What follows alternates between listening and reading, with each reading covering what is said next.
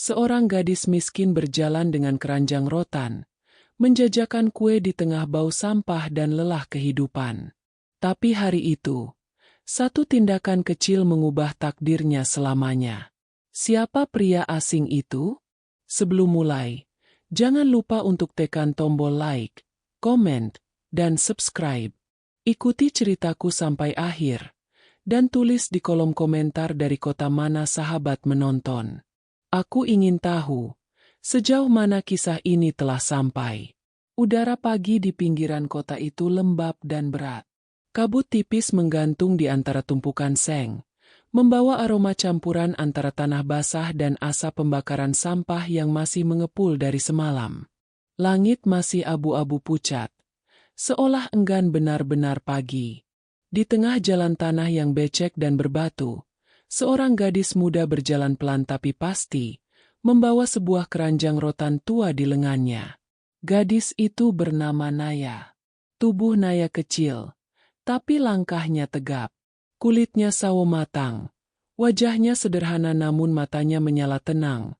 Mata seseorang yang sudah terlalu lama hidup dalam perjuangan. Di pundaknya tergantung keranjang rotan peninggalan ayahnya, dengan tutup anyaman bambu yang sudah kusam, tapi masih kokoh menahan isi di dalamnya. Kue lapis, lemper, dan kue pisang buatan ibunya.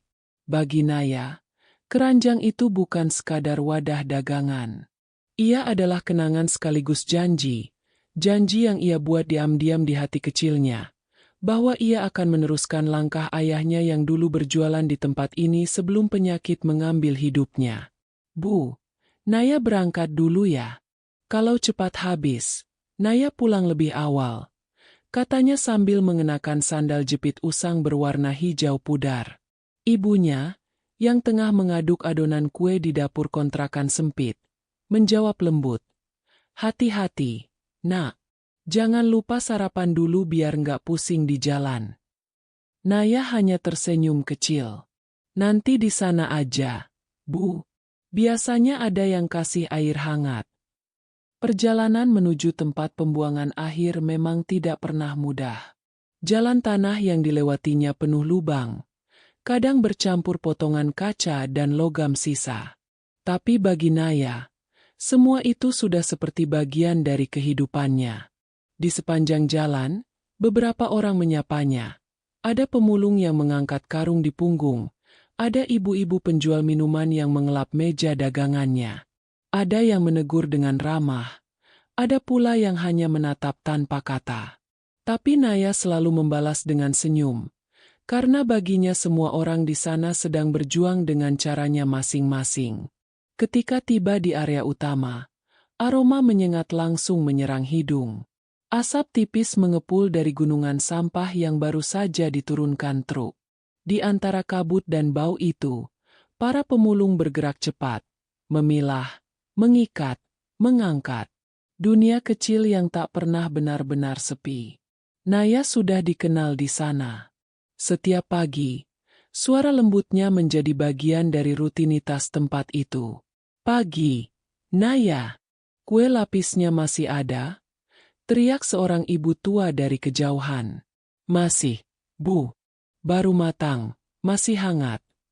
Jawab Naya sambil membuka tutup keranjangnya. Kue berpindah tangan. Senyum pun ikut berpindah. Ia menjual bukan sekadar mencari uang, tapi membawa sepotong kehangatan di tempat yang sering dilupakan dunia. Di sana, senyum dan perhatian lebih berharga dari uang receh. Namun, pagi itu berbeda. Saat ia melangkah ke sisi timur area, pandangannya tertumbuk pada seorang pria muda yang duduk sendirian di dekat tumpukan karung bekas. Bajunya kumal, tubuhnya kurus, dan yang paling mencolok, ia tidak memakai alas kaki. Kakinya kotor, penuh goresan dan luka kecil. Ia duduk diam, kepala tertunduk, kedua tangan menggenggam lutut, seolah berusaha menahan sesuatu di dalam dirinya. Lapar, lelah, atau mungkin kesedihan yang lebih dalam dari itu. Naya berhenti beberapa meter di depannya. Hatinya bergetar aneh. Ada rasa iba, tapi juga rasa ragu. Ia ingin mendekat, tapi khawatir ditolak. Namun, nalurinya sebagai manusia yang tak tega mengalahkan ketakutannya. "Mas," panggilnya pelan. "Mau kue? Masih hangat, loh." Pria itu menoleh perlahan. Tatapannya tajam tapi sayu, seperti mata seseorang yang baru kehilangan arah. "Enggak usah. Terima kasih," jawabnya singkat. Naya mengangguk, tak kecewa. Ia menurunkan keranjang dan duduk di tanah di depannya. "Namaku Naya," katanya pelan. "Kalau nanti lapar, aku duduk di bawah pohon kering sana. Kuenya manis, tapi nggak bikin eneg." Pria itu menatapnya beberapa detik, lalu tersenyum samar. Naya berdiri, mengangkat keranjangnya lagi, lalu melangkah pergi. Tapi sebelum pergi jauh, ia sempat menoleh. Pria itu masih duduk di sana, menatap kosong ke tanah. Sore menjelang, Naya menatap kembali ke tempat pria itu tadi. Kosong. Hanya jejak kaki telanjang di tanah lembek, menuju keluar area. Ia tersenyum tipis, tapi hatinya berat. Malam itu, di rumah kecilnya, saat membantu ibunya menyiapkan adonan, Naya berkata pelan, "Bu, tadi Naya lihat orang aneh di TPA. Dia duduk dari pagi sampai sore. Enggak pakai sandal. Tapi mukanya bukan kayak pemulung, Bu. Lebih kayak orang yang lagi kehilangan sesuatu." Ibunya menatapnya lembut. "Mungkin dia cuma lagi nyari tempat buat diam, Nak." Kadang, yang kelihatan diam itu justru paling capek di dalam hati. Naya terdiam. Kalimat itu menempel di benaknya sampai malam. Ia berbaring di ranjang bambu, menatap langit-langit kusam, tapi pikirannya masih berputar. Tentang wajah itu. Tentang tatapan kosong yang terasa begitu berat. Sebelum akhirnya tertidur, ia berbisik pelan. "Semoga besok dia masih di sana, supaya aku tahu dia baik-baik aja." Pagi itu langit sedikit lebih cerah. Tapi hati Naya justru dipenuhi rasa gelisah yang aneh. Ia berangkat lebih awal dari biasanya, membawa keranjang rotan dan sepasang sandal jepit biru yang ia selipkan di antara kain pembungkus kue. Sandal itu sudah lama menemaninya sejak masih sekolah. Bagian tumitnya mulai retak, warnanya pudar, tapi Naya tahu benda itu masih bisa berguna untuk seseorang yang lebih membutuhkan. Seseorang yang kemarin duduk di tanah tanpa alas kaki dan tatapan penuh luka. Udara di tempat pembuangan akhir pagi itu lebih padat dari biasanya. Truk-truk datang silih berganti, menurunkan muatan baru yang mengepulkan asap dan debu. Para pemulung mulai berdatangan, membawa karung besar di punggung. Beberapa menyapa Naya. "Pagi, Naya. Kue pisangnya ada." "Masih hangat, Bu," jawab Naya sambil tersenyum. Tapi matanya terus mencari ke arah timur, tempat di mana kemarin ia melihat pria itu. Kosong. Ia berusaha fokus berjualan, namun setiap langkah yang mendekat membuatnya menoleh berharap. Hingga menjelang siang, di bawah pohon kering tempat biasa ia beristirahat, suara langkah pelan membuatnya menoleh cepat. Pria itu datang lagi. Bajunya masih lusuh tapi wajahnya lebih segar. Rambutnya tampak disisir seadanya. Ia berdiri beberapa meter dari Naya, tersenyum tipis. "Kamu masih jualan, ya?" "Iya," jawab Naya cepat, seolah takut kalau ia menghilang lagi. "Aku pikir kamu nggak bakal balik." Pria itu mendekat, langkahnya pelan. Tanah becek menempel di telapak kakinya yang masih telanjang. "Aku tidur di gudang kosong dekat rel," katanya lirih. "Tempatnya sempit, tapi cukup kering." Naya menggeser duduknya. "Duduk aja sini," ujarnya sambil menepuk tanah di sebelahnya. "Aku belum sempat kenalan kemarin. Namaku Naya." "Adrian," jawabnya singkat, lalu menatap ke kejauhan. "Aku bukan pemulung, tapi aku juga nggak tahu aku ini siapa sekarang." Ucapan itu membuat Naya menoleh.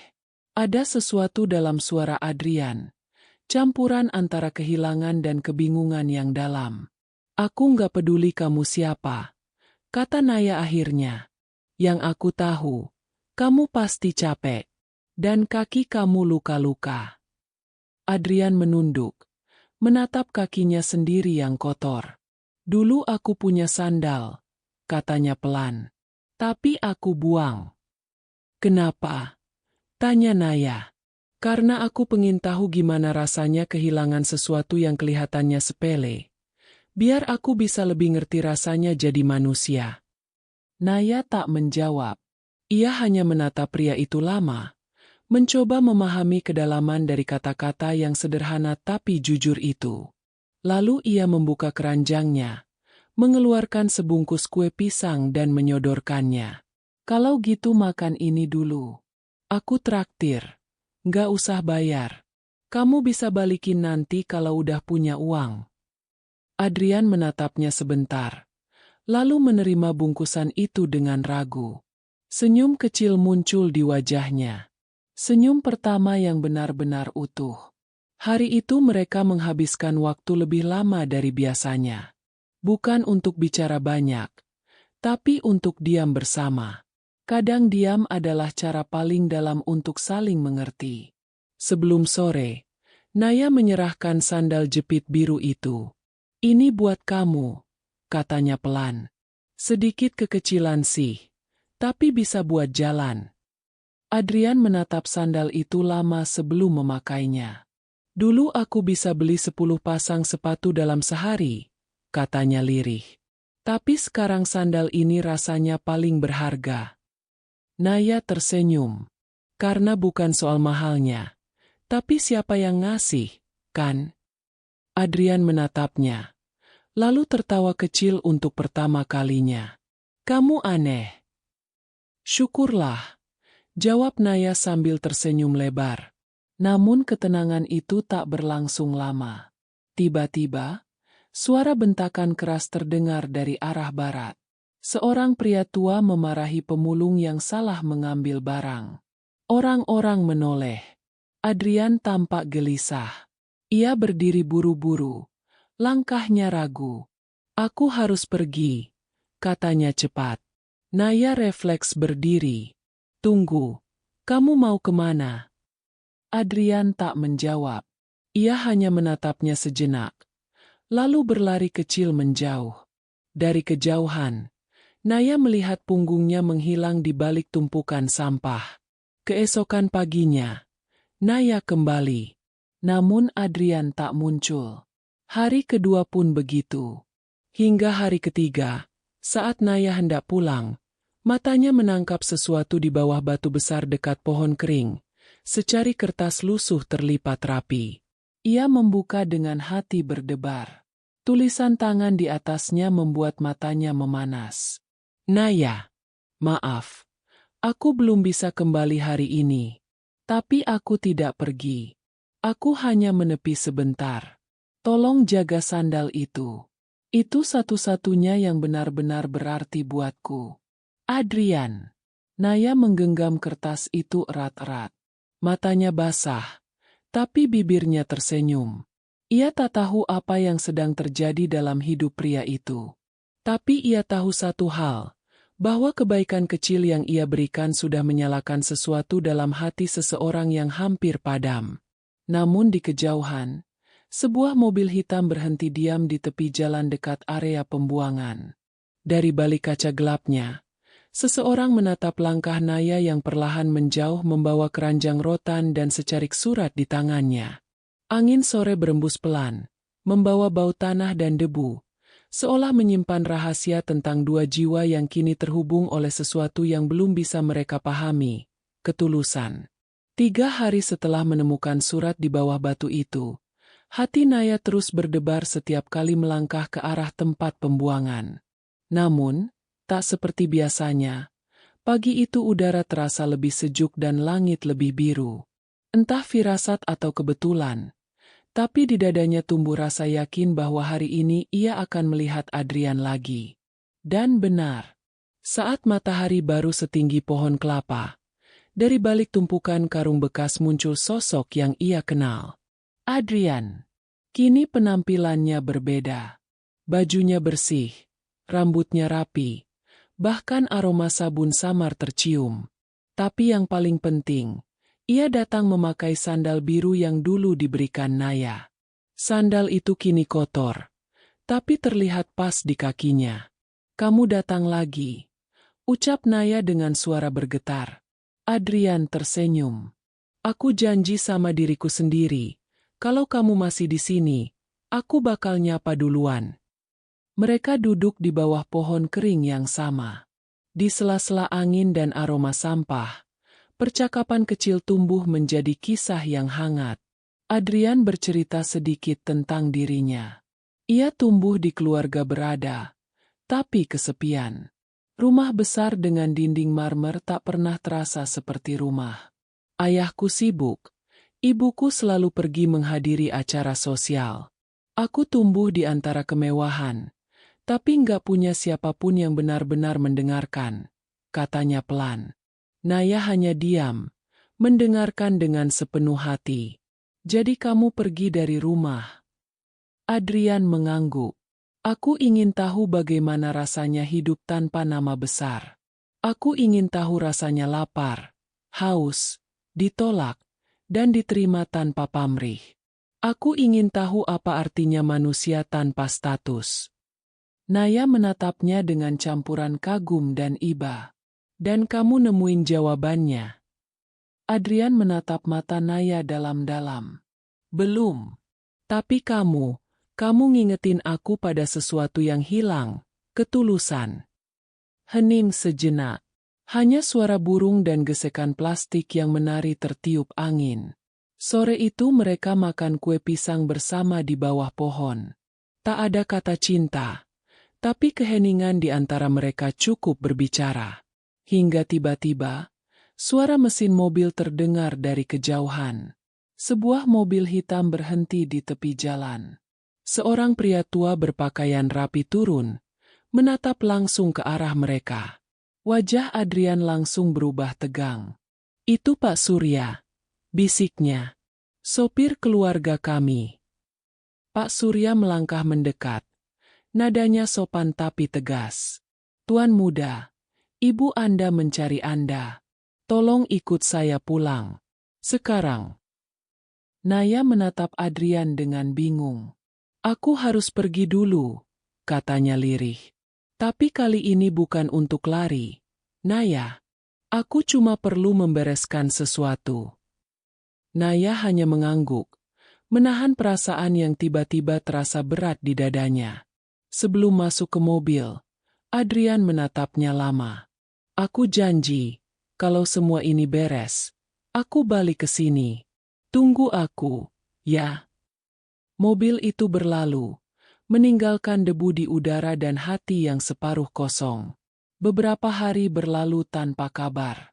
Hingga pada hari ketujuh, seorang pria tua datang membawa selembar surat dan peta kecil.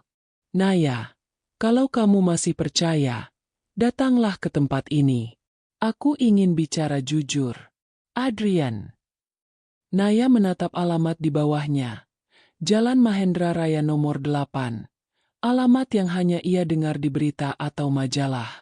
Ia menelan ludah, ragu, tapi hatinya menolak diam.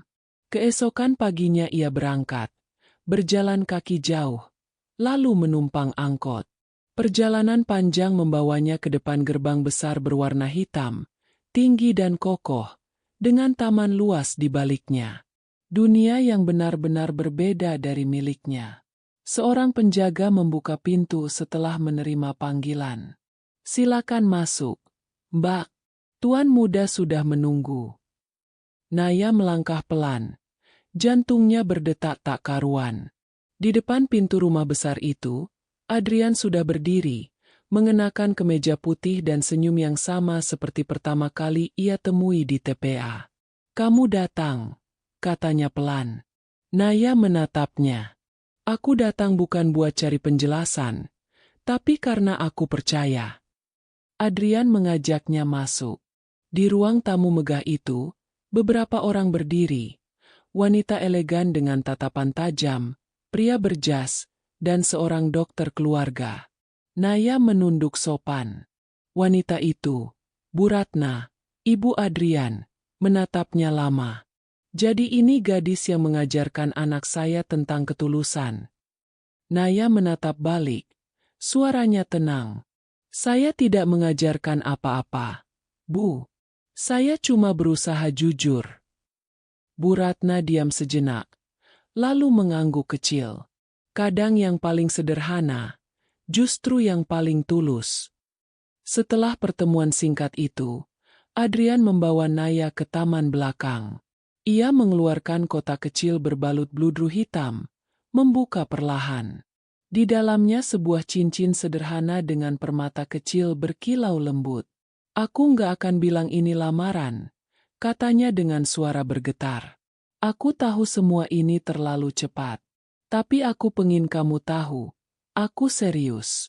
Aku nggak mau kehilangan seseorang yang bikin aku ngerasa hidup lagi. Naya menatap cincin itu. Air matanya jatuh perlahan. Aku nggak butuh cincin untuk tahu kamu tulus. Aku cuma butuh kamu tetap jadi Adrian yang ku kenal, yang duduk di bawah pohon itu, pakai sandal jepit biru, dan jujur pada dirinya sendiri. Adrian tersenyum, lalu menutup kotak cincin itu kembali. Kalau gitu, aku simpan dulu. Sampai waktunya tiba. Mereka saling menatap dalam diam. Dua dunia yang berbeda, tapi dipertemukan oleh hal yang sama, ketulusan yang tak bisa dibeli. Namun keheningan itu pecah ketika seorang pelayan berlari dari arah rumah. Tuan muda, Pak Mahendra pingsan di ruang kerja. Wajah Adrian pucat. Ia menatap Naya, lalu berbisik. Tolong tunggu aku di sini. Aku harus ke dalam. Naya mengangguk tanpa suara. Dan di saat langkah Adrian berlari menuruni lorong marmer, Naya hanya bisa berdiri di taman besar itu, menatap langit senja yang mulai memudar, bertanya-tanya apakah setelah hari ini, ia masih akan melihat pria itu lagi. Waktu berjalan lambat setelah Adrian berlari masuk ke rumah besar itu. Naya masih berdiri di taman, di bawah pohon flamboyan yang menjuntai pelan diterpa angin sore. Ia menggenggam erat tali keranjang rotannya, berusaha menenangkan detak jantung yang tak juga stabil. Dari kejauhan, ia mendengar suara langkah tergesa, teriakan pelayan, dan pintu yang dibanting terburu-buru. Dunia yang asing baginya kini terasa semakin jauh. Tapi entah kenapa, Naya tak pergi. Ia memilih duduk di bangku taman, menunggu dalam diam, seperti cara ia menunggu di bawah pohon kering di tempat pembuangan dulu. Waktu terasa panjang. 1 jam berlalu, 2 jam, hingga akhirnya pintu besar itu terbuka. Adrian keluar. Wajahnya lelah, tapi matanya tenang. Ia berjalan menghampiri Naya perlahan. Ayahku sadar, katanya pelan. Tapi dokter bilang beliau harus istirahat total. Dan sebelum pingsan, beliau sempat bilang sesuatu. Apa? Tanya Naya. Suaranya nyaris tak terdengar. Adrian menarik napas panjang. Beliau bilang, kalau aku harus berani memilih hidupku sendiri. Bukan hidup yang orang lain rancang buatku. Naya menatapnya lama. Angin sore berembus, membawa aroma bunga basah dan udara senja. Adrian duduk di sebelahnya, lalu menatap jauh ke langit jingga. Waktu aku bilang ke ayah, aku nggak mau balik kerja di perusahaan dulu, dia marah. Tapi aku jelaskan, aku bukan lari dari tanggung jawab. Aku cuma pengin jadi manusia yang bisa menghargai hal kecil. Aku bilang, aku belajar itu dari seorang gadis penjual kue. Naya menunduk, tersenyum samar. Dan apa yang ayahmu bilang?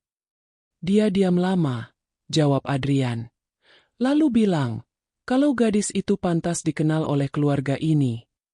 Beberapa hari kemudian, rumah besar keluarga Mahendra kembali ramai. Kali ini bukan rapat bisnis, bukan juga acara keluarga biasa. Di ruang tengah, Beberapa orang duduk mengelilingi meja besar.